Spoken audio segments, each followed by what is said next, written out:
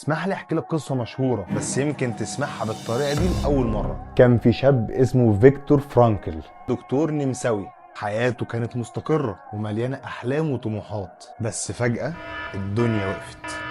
الحرب العالميه قامت وتم اقتياده لمعسكرات الاعتقال النازيه. تخيل كل شيء ضاع. اسرته اتقتلت، فلوسه راحت، كرامته اتهانت. كان ممكن ببساطة يستسلم ويقول خلاص حياتي انتهت، لكنه ما عملش كده. فرانكل اكتشف هناك أعظم اكتشاف ممكن أي إنسان يعرفه. الظروف والقدر ممكن يتحكموا في أي حاجة حواليك إلا حاجة واحدة بس: رد فعلك. مش مهم هما بيعملوا فيك إيه، المهم أنت هتتصرف إزاي.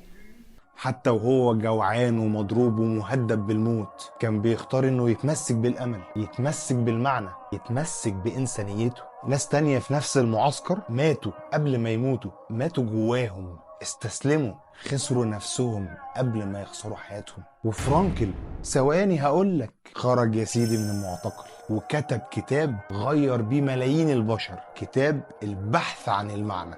بقى مليونير بعدها. ابن الايه؟ وده بالظبط معنى اول عادة: كن مبادرا. المبادرة مش انك تتحكم في كل حاجة حواليك، المبادرة انك تتحكم في نفسك، تتحكم في مشاعرك واختياراتك، تتحكم في طريقة تفكيرك حتى لو العالم كله ضدك. من الاخر، رد فعلك مش غصب عنك، رد فعلك ده اختيارك. انضم لمدرسة الحياة عشان تطور نفسك معانا.